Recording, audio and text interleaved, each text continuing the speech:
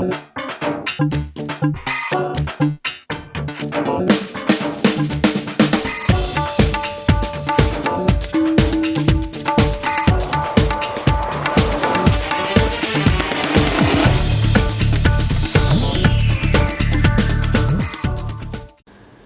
एक बार फिर से आप सभी का बहुत स्वागत है जीना इसी का नाम में। हर बार हम आपसे जुड़ी हुई वो बातों पर न केवल डॉक्टर साहब से बात करते हैं, बल्कि साथ ही साथ ये जानने की भी कोशिश करते हैं कि वो कौन सी परेशानियां हैं जिससे आप रूबरू हो रहे हैं। और हमेशा हमारी कोशिश होती है कि आप तक उन समस्याओं का समाधान पहुंचाएं। डॉक्टर राजेश शर्मा साहब का एक बार फिर से इस शो में बहुत स्वागत है। डॉक्टर साहब, जब पिछली बार मैं आपसे चर्चा कर रहा था कृष्ण जी के अवतार को लेकर, कृष्ण जी के रूप को लेकर, तो कई दर्शकों ने हमें मैसेज भी किए।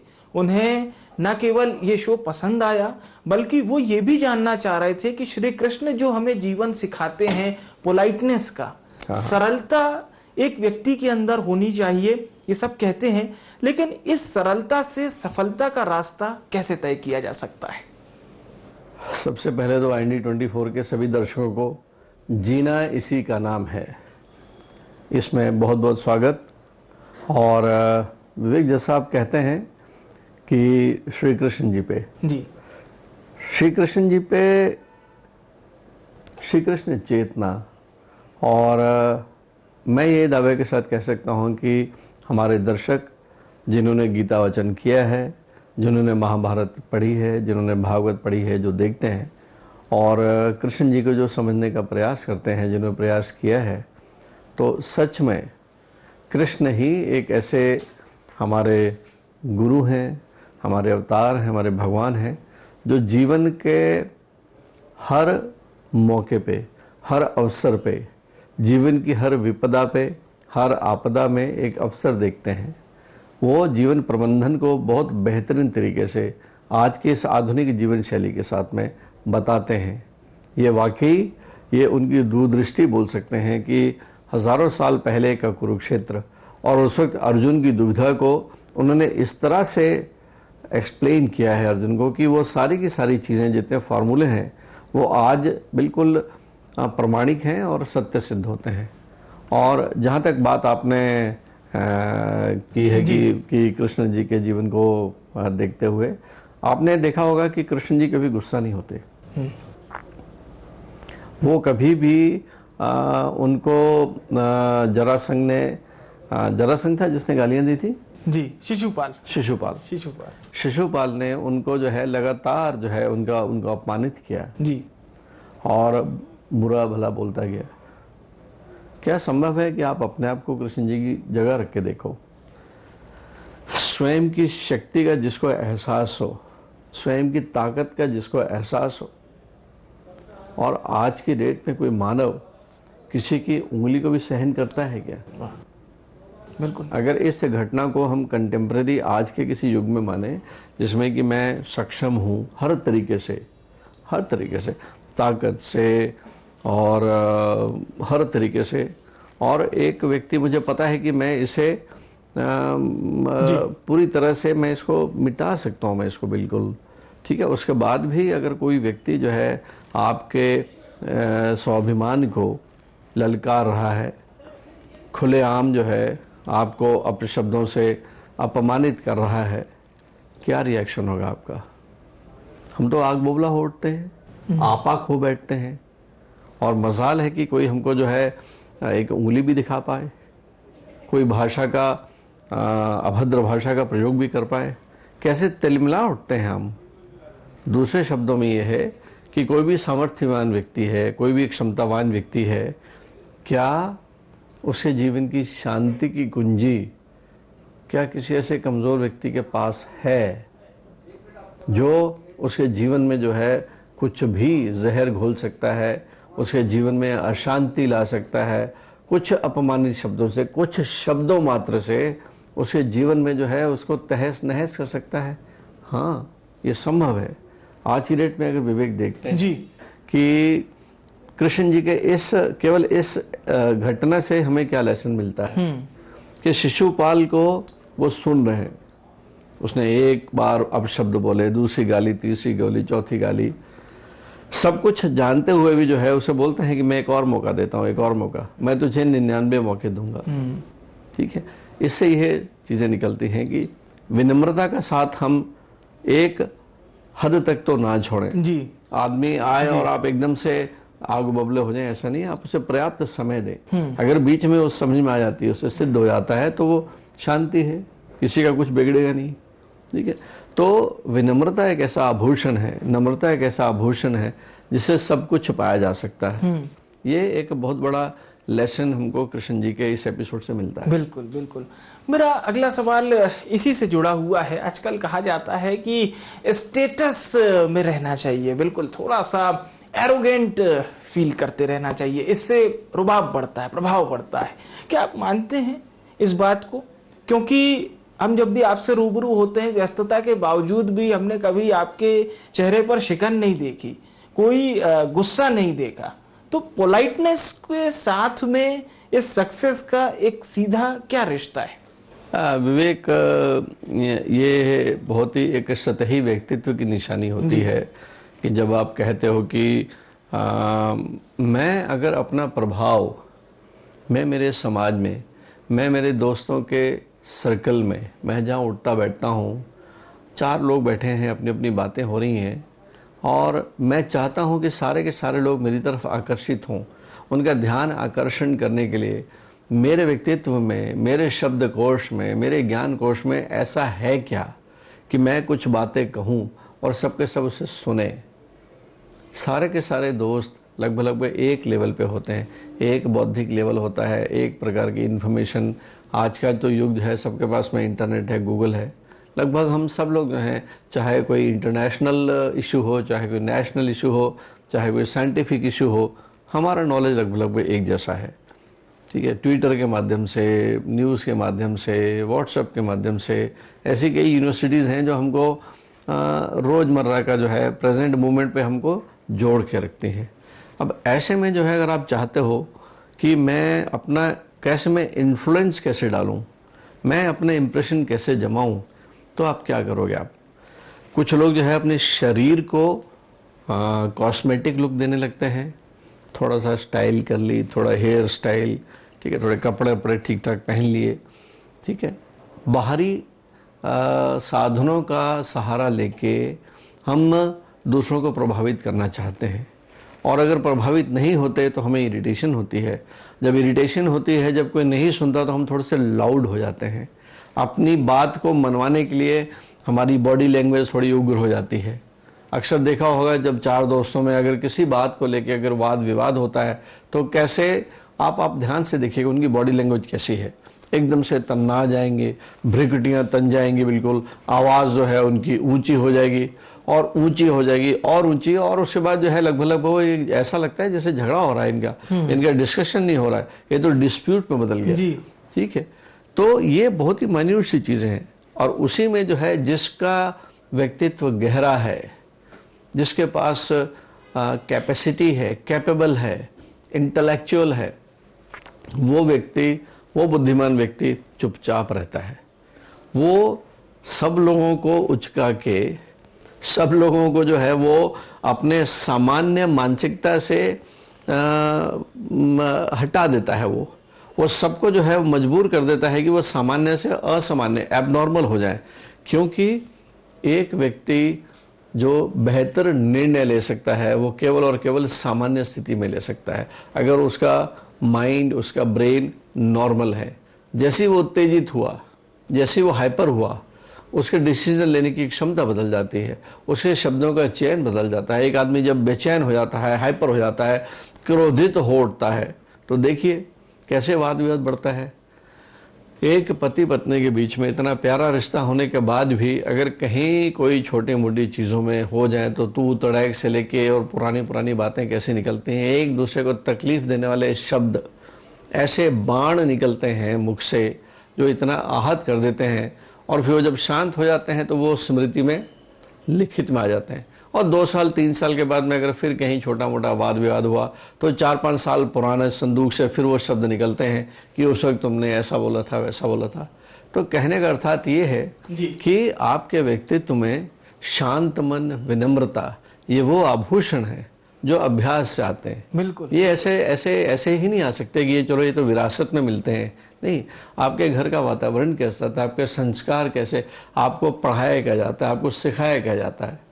और ख़ास करके जब भी कोई विपत्ति का समय है, जब भी कोई क्राइसिस का समय है, तो आपके घर में एक फैशन क्या है कि क्राइसिस मैनेजमेंट कैसे करते हैं। देखिए, सबके परिवारों में कुछ ना कुछ अप डाउन लगा होता है, ठीक है।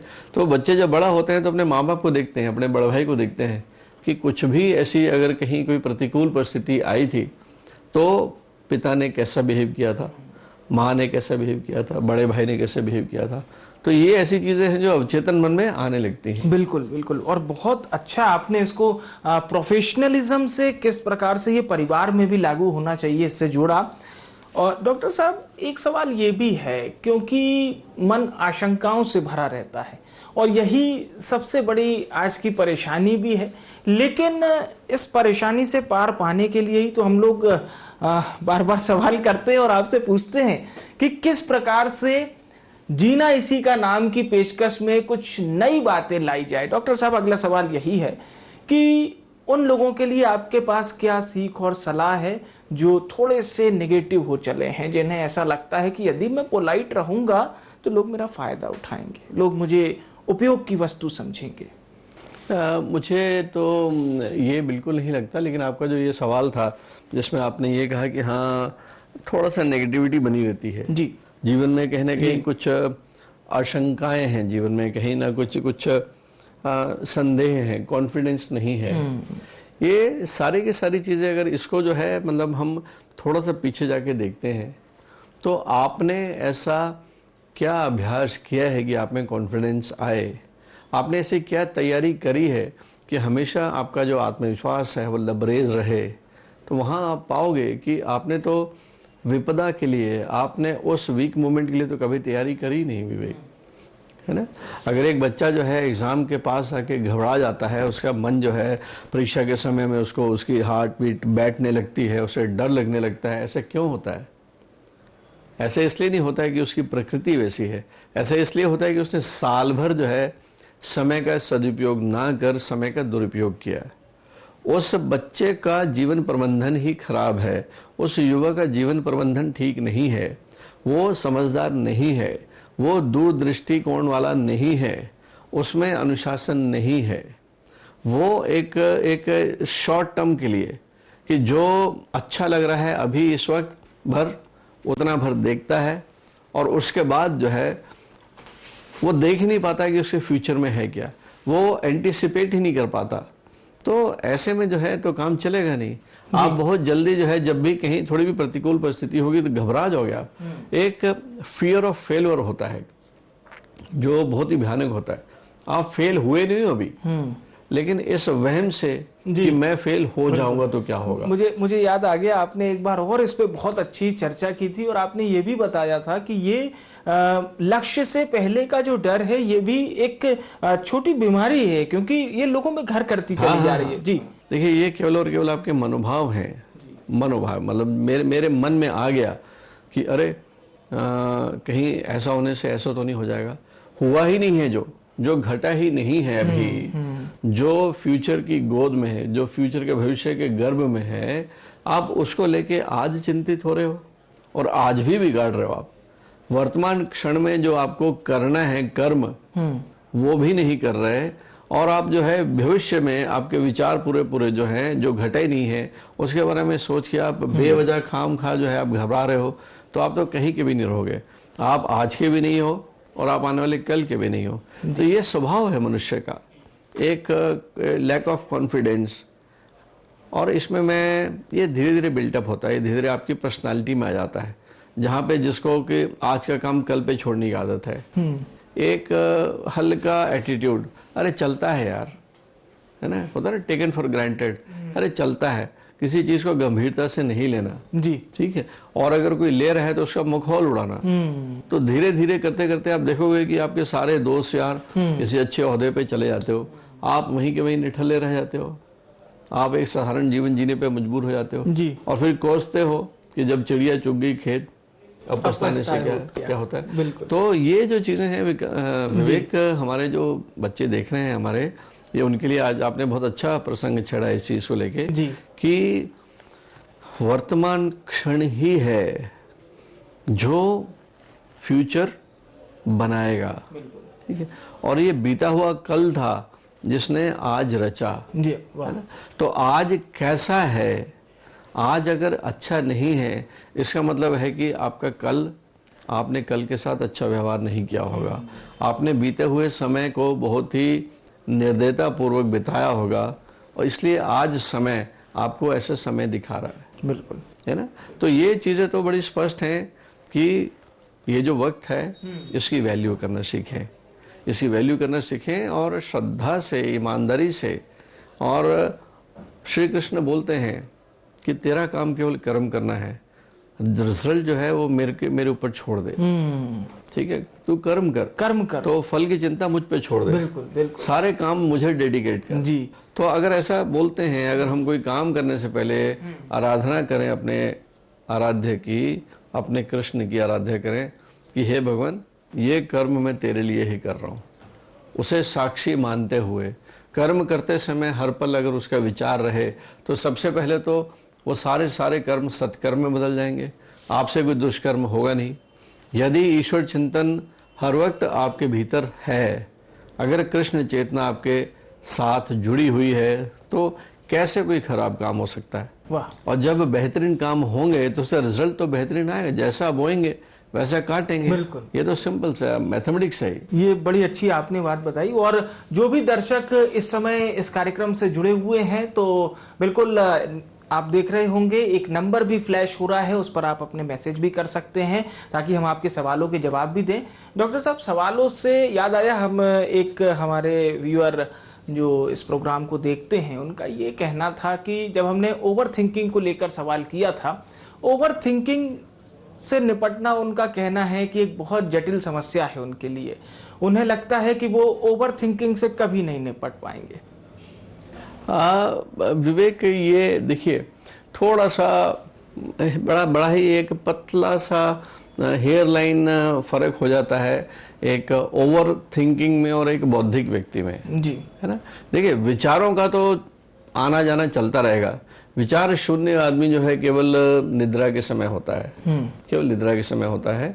और जो चेतनता है, जैसे हम जो है एक पूरा व्यापक चेतनता की बात करते हैं, और उसी चेतनता का जो है प्राण के रूप में हमारे शरीर को वो ऊर्जा देती है, और ये ऊर्जा ही विचारों में आती है, और विचारों का जो है लगातार आना जाना चलता रहता है। क्योंकि जीवन जीते जीते कितने प्रकार के अनुभव होते हैं, खट्टे मीठे, आप कितने लोगों से जुड़े होते हैं, और आपको एक संघर्ष में जीवन मिला हुआ है। तो विचारों का आना बुरी बात नहीं है। सवाल केवल ये उठता है कि इस मौके को देखते हुए जो विचार रहना चाहिए वही विचार अगर रहे तो इसे ध्यान कहते हैं। अगर मैं इस वक्त आपसे बात कर रहा हूँ और मेरे विचारों में केवल आप और आप हो, और हम इस प्रोग्राम में जीना इसी का नाम इस विषय पे ही अगर बात कर रहे हैं, तो वाकई ये ध्यान है, ये ईश्वर प्रदत्त ध्यान है। और लेकिन अगर मैं आपसे बात कर रहा हूँ और मेरा ध्यान कहीं किसी दूसरे विषय के बारे में सोच रहा है, तो वो बेईमानी भी होगी, और उसका फल जो है वो मिलेगा भी नहीं, और ना मैं आपके दिल तक जा सकता हूँ। जी। तो अगर ओवर थिंकिंग का मतलब ये होता है कि जिस वक्त पे जो विचार करना चाहिए वो विचार ना होके आपके अनियंत्रित विचार आ रहे हैं, अर्थात आप अभ्यास नहीं करते हो आप। और जो व्यक्ति अभ्यास नहीं करता है, रियाज नहीं करता है, ना तो वो उसके मुख से संगीत निकलेगा, ना वो, देखिए किसी भी काम के लिए एक डॉक्टर अच्छी सर्जरी करता है, बिना अभ्यास के संभव नहीं। एक अच्छा पेंटर बढ़िया पेंटिंग करता है, बिना अभ्यास के संभव नहीं। एक कवि जो है अच्छी कविता लिखता है, बिना अभ्यास के संभव नहीं। आप कहीं भी ले लें, एक कुम्हार को ले लें, एक आर्टिस्ट को ले लें, किसी को भी ले लें आप, तो अभ्यास का मतलब होता है कि बार बार एक क्रिया को करना अपनी श्रद्धा के साथ, और हर बार रिजल्ट पहले से बेहतर होना चाहिए। जापानीज में इसको काइजन भी कहते हैं, काइजन, कि एक ही एक्ट को आप चाय बनाते हैं, जैसे रोज जो है हमारी माताएं बहनें जो है खाना बनाती हैं, सब्जी बनाती हैं, चाय बनाती हैं, ठीक है। आप प्रयास तो करें कि मैं जो मैंने पहली बार चाय बनाई थी उसे कैसे मैं बेहतर कर सकूं, मैं और अच्छी चाय कैसे बना सकूं, मैंने सब्जी बनाई थी मैं और अच्छी सब्जी कैसे बना सकूं। कम से कम देखिए सब्जी तो जो बनेगी वैसी बनेगी, लेकिन अगर ये भाव बीच में आ जाता है, ठीक है, मैं सर्जरी करता हूं तो मैं इससे बेहतर और कैसे, ये जो एक जिज्ञासा है, एक इंथुसियाज्म है, जो इंथुसियाज्म, ये कभी खत्म नहीं होना चाहिए। एक अच्छा करने की भावना, तो ये जो है ये एक नयापन ला के रखती है। बिल्कुल। और युवाओं में तो है, युवा तरुणाई का मतलब ही होता है कि मैं पहले का रिकॉर्ड मैं खुद ही कैसे तोड़ूं। जी। तो रिकॉर्ड तोड़ना, भाई ओलंपिक में जब रिकॉर्ड टूटता है तभी तो आपको गोल्ड मेडल मिलता है। बिल्कुल।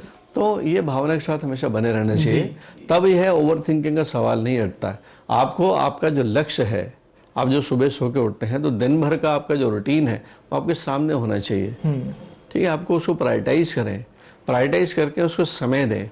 जब समय देंगे तो आप इतने ज़्यादा बिजी हो जाएंगे उसी में कि जो विचारों की आने वाली जो खिड़कियां बंद हो जाती हैं। तो ऐसे में जो है ओवर थिंकिंग तभी होती है जब आपका लक्ष्य नहीं है। बिल्कुल। और आप चले जा रहे हो भीड़ भाड़ का सामना करते हुए, लक्ष्य विहीन मंजिल कभी मिलेगी नहीं। तो ओवर थिंकिंग का केवल और केवल ये एक प्रकार की ऐसी मानसिक बीमारी है जब आप जो है एक सीरियस काम करने में मेहनत से दिल चुराते हो आप। उनको वाकई में बहुत सचेत रहना है। मैं आज के टॉपिक को सर एक अंतिम सवाल से जरूर जोड़ना चाहूँगा। प्रकृति भी हमें सिखाती है कहीं ना कहीं पोलाइट रहना। हम देखते हैं जब पेड़ फलों से लग जाता है तो वो झुक जाता है, पोलाइट हो जाता है। तो आज मैं नेचर अकॉर्डिंग भी जानना चाहूँगा कि मनुष्य के पोलाइटनेस की, और जहाँ से हमने शुरुआत की थी कि पोलाइटनेस आपको सफलता कैसे दिलाएगा, विनम्र व्यक्ति के सफल बनने के चांसेस कितने हैं? जी सर। दो चीजें हो सकती हैं कि विनम्र पहले बनता है आदमी या सफल पहले होता है। वाह, ये बहुत अच्छा आपने इसको क्या हर सफल व्यक्ति विनम्र होता है या हर विनम्र व्यक्ति सफल होता है? ये दो शब्द बहुत आवश्यक है। देखिए, सफलता के लिए विनम्रता बहुत आवश्यक है, और अगर जो व्यक्ति विनम्र है उसे सफलता अवश्य मिलेगी। बड़ा एक सिंपल सा सवाल है ये। और दूसरा, लेकिन विनम्रता आए कैसे, हम झुकें कैसे? हम तब झुकते हैं जब हमें विश्वास होता है कि ईश्वर हमारे साथ है, हमें माँ बाप का आशीर्वाद प्राप्त है, हमें बड़ों का आशीर्वाद प्राप्त है, तभी हम विनम्र होते हैं। और विनम्र होने के लिए एक अनुभव चाहिए, एक लंबा अनुभव चाहिए ज़माने का, कि इस ज़माने ने हमें तकलीफ़ भी दी है, फिर भी हमने अपना जो है कद नहीं खोया, हमने अपना संतुलन नहीं खोया, हमने अपना जहनी संतुलन नहीं खोया। किसी ने हमको परेशान भी किया, कभी हमको गाली भी दी, कभी बुरा भला भी कहा, लेकिन फिर भी हमने उसको ग्रहण नहीं किया। क्यों ग्रहण करें?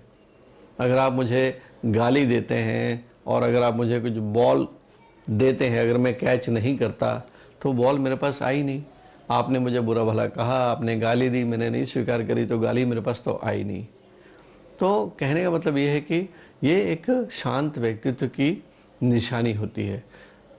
मुझे ऐसा लगता है कि हम सबका जो जहन है, हम सबका जो मन है, वो एक झील की सतह जैसे है, और हमें भीतर झांकने के लिए उसका जो जल का जो सतह है उसका शांत होना बहुत आवश्यक है। और जहाँ पे कंकड़ पड़ता है उसमें लहरें निकलती हैं, तो वो शीतल जल के नीचे का खजाना जो है वो दिखना बंद हो जाता है। तो अपने मन को शांतचित्त रखने के लिए अलाउ मत करें किसी को भी कि कोई व्यक्ति आए, कंकड़ मारे और आपके जीवन के सुकून को छिन्न भिन्न कर दें। जी। तो विनम्रता एक ऐसा स्वभाव है जो अभ्यास से आता है। जब हम अभ्यास करते हैं, और ये सारी की सारी चीज़ें हमारे धर्म में, हमारे हिंदू धर्म में, हमारे वैदिक ज्ञान में दी हुई हैं कि 10, 15, 20 मिनट स्वयं के साथ बैठें, थोड़ा आत्मचिंतन करें, सुबह योग के साथ अपना जीवन प्रारंभ करें। योग में थोड़ा सा शारीरिक व्यायाम होता है, ठीक है, प्राणों को लेकर प्राणायाम होता है, उसके बाद मन को शांत करने के लिए ध्यान होता है। 20, 25, 30 मिनट भी अगर इस अभ्यास को आप अपने जीवन का हिस्सा बना लेते हैं तो मैं दावे के साथ कह सकता हूँ कि सफलता भी आएगी और विनम्रता भी आएगी। बिल्कुल, तो सफलता भी आएगी और विनम्रता भी आएगी। और साथ ही साथ डॉक्टर साहब ने जो हमें बात बताई है कि देखिए पोलाइट रहना कोई अगर आपके अंदर निगेटिविटी है इस बात को लेकर कि आप पोलाइट हैं तो लोग आपका यूज करते हैं, तो बिल्कुल इस प्रकार के अवसाद को अपने मन में मत आने दीजिए, क्योंकि एक सफल व्यक्ति का एक पोलाइट होना भी बहुत जरूरी है। और डॉक्टर साहब ने बड़ा अच्छा कहा कि वो पहले पोलाइट बनेगा कि पहले सफल बनेगा, यानी कि ये दोनों ही एक तरह से समानांतर चीजें हैं, ये पैरेलल चलने वाली चीजें। बहुत बहुत शुक्रिया, धन्यवाद डॉक्टर साहब।